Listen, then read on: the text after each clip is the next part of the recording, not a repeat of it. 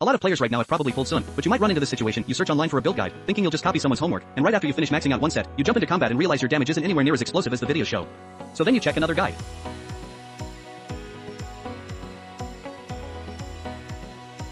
Turn around and max out a different set. After all that back and forth, you end up burning through all your upgrade materials. So this is going to be a pretty special Neverness to Everness guide, no recommended builds, no homework for you to copy. I figured, instead of giving you a fish, I teach you how to fish. I'll do my best to break it all down,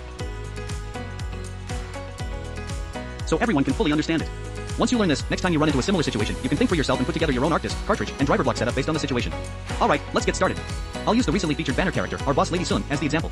If you're running her as a sub DPS to round out a regular team. For that role, her cartridge main stats basically come down to choosing between light DMG, crit rate, crit DMG, or ATK. Now, in my previous video I said light DMG and crit rate DMG are all good stats. During early game it doesn't really matter, no need to overthink it. But when it comes to your endgame build, the damage gap from picking the wrong stats is actually massive.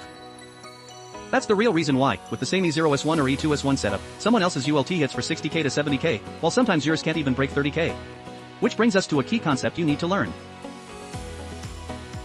Read your character's stat panel and balance your multiplier zones, diversify your investments. Some of you might know where to find this and how to read it. But because everyone has different eidolons, different Arcdiscs, whether or not they have the signature weapon, everyone's situation is different, which means your cartridge and driver block needs have to adjust accordingly. 4. Let's take ATK, the easiest stat to stack, as an example.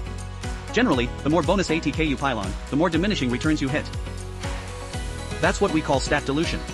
Meanwhile, stats like defense ignore, element DMG, and crit rate DMG don't overflow as easily. They're also harder to obtain compared to ATK, which means they should be higher priority. Next point, once you pull a character, besides looking at their skills, you also need to learn to read their driver block bonuses. Some of you might say, I already know that, I don't need you to teach me. But actually, no, because most of the time, your build needs to be designed around this. Take Sun. What makes Sun special as a limited character is that every 3-star driver block she equips gives her 10 light DMG. So Sun actually isn't that starved for light DMG. On the contrary, right now most of us probably have characters at level 60. If you don't run a crit rate main stat cartridge on Sun.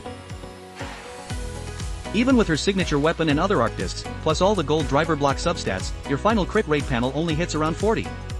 And keep in mind, the difference between critting and not critting on Sun's ULT is massive.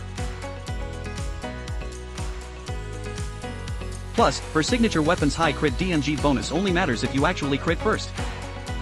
So if you want consistent damage, going with a crit rate main stat cartridge is totally fine.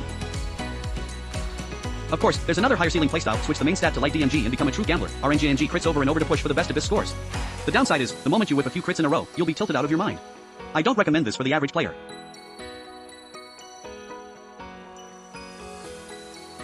Now let's look at Nanali, she's a different story. For her, every 2-star driver block gives 6 crit rate, and casting her trajectory shift skill grants another 30 crit DMG. So Nanali's dual crit panel isn't that demanding, she's super easy to gear up. Honestly, it's almost awkward. If your cartridge main stat is crit rate, you can hit 90 crit rate without even trying, basically guaranteed crits. But if you pick crit DMG, it overflows hard. Now if we open up her stat panel,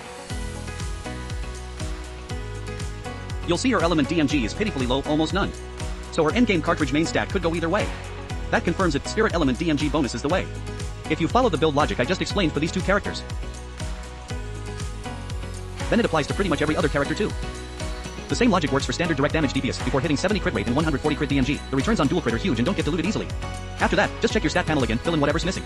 The goal is to make sure no single multiplier zone is over or under invested. Then when you're building your next character, you can apply the same logic, use your own understanding, and start mixing and matching Arcdiscs, cartridges, and driver blocks yourself. Alright, that's everything for this video. If you found it helpful, don't forget to like, drop a coin, and save it. Subscribe and I'll keep posting useful Neverness to Everness videos.